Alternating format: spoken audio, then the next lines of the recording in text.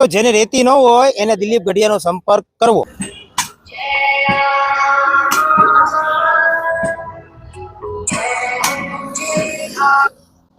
Hello. દિલીપભાઈ ગઢિયા બોલો છો? हाँ बोलो।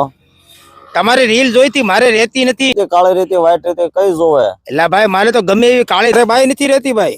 अरे बाई ની વાત નથી, રેતી અને કપચી ની વાત કરું છું। મકાન બનાવવા માટે જે રેતી જોવે ને એની વાત કરું। હા, તો એમાં તમારો વિડીયો જોયો, એમાં એવું તમે કઈ નહોતું લખ્યું કે રેતી કપચી ની વાત છે? એમાં રેતી નથી એમ કીધું, એમ ના ના સાંભળ્યું ના હતું ના, ભાઈ। પણ અહીંયા રેતી નથી એમ, એટલે રેતી કપચી નથી એમ। હાલો હિંમતભાઈ તમને વ્હાઈટ રેતી બતાવું, દાણા વાળી રેતી। તો માલ ને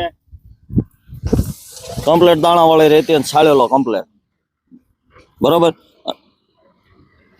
તેમ બોડેલી રેતી ભૂલી જાઓ। અને હાલો બીજી વાત, હું તમને કાળી રેતી બતાવું।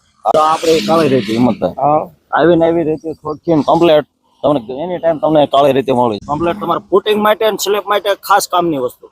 મજબૂતાઈ જોતી હોય જોઈ જો, કમ્પ્લેટ સોખી રેતી, દાણા વાળી રેતી। માટીનો ભાગ આમાં હિંમતભાઈ ના આવે। હા, આમાં કઈ માટીનો ભાગ નથી, સમજા? જોઈ જો, એટલે જેને બી રેતીની જરૂર હોય એ દિલીપભાઈ ગઢિયાનો સંપર્ક કરો। ઇન્ડસ્ટ્રીમાં તમારે પૂરેપૂરો કામની વસ્તુ। આ રેતીનું તમે મકાન બનાવો ને સહેજે વાઇબ્રેશન ન આવે। મીઠા પાણીની રેતી, રસ માલ સુપર ચોખ્ખો। અને હા મિત્રો, જેને રેતી ન હોય એને દિલીપ ગઢિયાનો સંપર્ક કરવો।